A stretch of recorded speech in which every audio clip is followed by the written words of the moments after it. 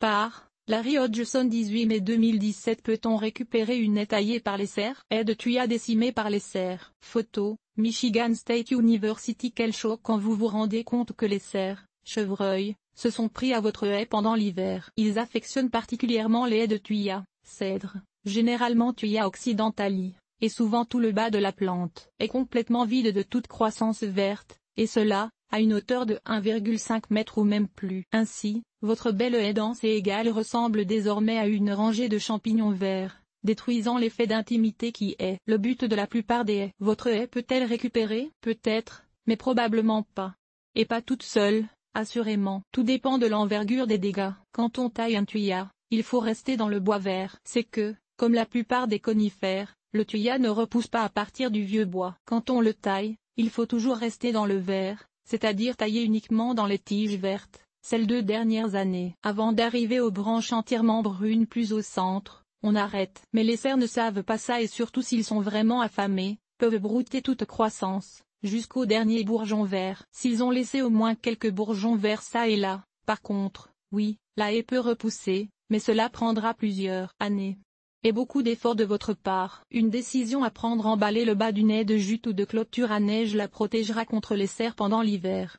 Mais l'esthétique est fort discutable. Imaginez si votre voisin vous imposait une telle vue. Avant de procéder à tout effort de récupération, que prévoyez-vous faire pour éloigner les cerfs au cours des années à venir? Car si vous n'avez pas l'intention de faire quelque chose, il n'est pas la peine d'essayer de récupérer votre haie. Au minimum, il faudrait entourer le bas de la haie d'une barrière quelconque, jute, clôture à neige, etc., jusqu'à la hauteur des dégâts potentiels. Mais voulez-vous vraiment emballer votre haie chaque hiver, et enlever la protection chaque printemps, pour le reste de votre vie? Et votre haie, que vous avez choisie pour embellir votre terrain, est désormais une source majeure d'enlaidissement hivernal. Lisez pour éloigner les cerfs du jardin. Pour quelques autres façons pour éloigner les cerfs qui sont moins durs sur les yeux. Attitude de jardinier paresseux. Soyons réalistes. La chose la plus logique à faire, peu importe l'étendue des dégâts, est d'arracher la haie.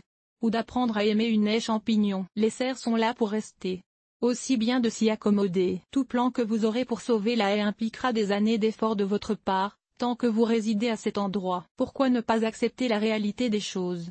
Et apprendre à accepter la présence des cerfs? Une plate-bande peut bien cacher les défauts d'une haie de tuya en récupération. Photo, Rebecca G. Pinterest. Mais il y a une autre possibilité paresseuse. Cacher la partie inférieure de la haute par des plantations d'autres végétaux. Si vous voulez cacher une haie dénudée à la base, consultez la liste 250 plants que les cerfs n'aiment pas pour quelques suggestions de plantes intéressantes. Plusieurs de ces végétaux sont suffisamment hauts pour cacher les dégâts ou du moins, pour attirer l'attention ailleurs. Une belle plate-bande mixte plantée au pied de la haie endommagée, par exemple, et composée de plantes de hauteurs différentes, cachera bien les dégâts l'été et, si vous n'êtes pas un de ces jardiniers forcenés qui fait un gros ménage inutile des plates-bandes chaque automne, raisonnablement bien l'hiver aussi. Mais je veux récupérer ma haie. Je comprends, vous avez investi du temps et de l'argent à installer cette haie et ce n'est pas les dièses et m.bas $% cerfs qui vont vous empêcher d'en profiter. Voici que faire dans les deux cas. Quand la partie inférieure est encore récupérable et quand elle ne l'est pas. Quand le bas est récupérable, cette haie a été endommagée,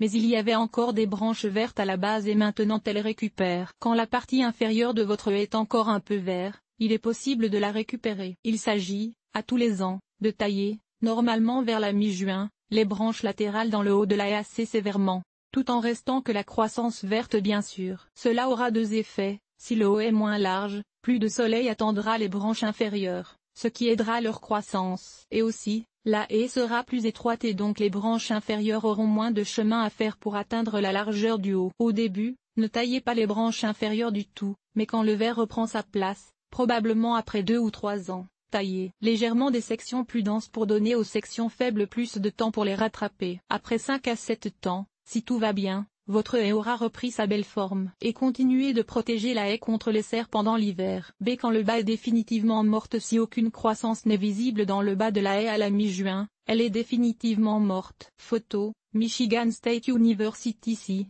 au mois de juin, il n'y a toujours aucun signe de croissance au bas de la haie, mais que des branches mortes, il faudrait appliquer une autre tactique. Supprimez d'abord les branches mortes. Maintenant, plantez de jeunes tuyas, de la même variété, au pied de la haie, des 2 côtés, les penchant un peu pour diriger leur croissance sous les branches supérieures. À tous les ans, Taillez-les latéralement pour stimuler une densification du feuillage vers l'extérieur de la haie tout en laissant la tête monter de façon à ce que, avec le temps, elle rejoigne la partie vivante ci-dessus. Éventuellement les nouveaux tuyas se mélangeront si bien aux plus anciens que vous ne verrez pas la différence et votre haie sera alors sauvée.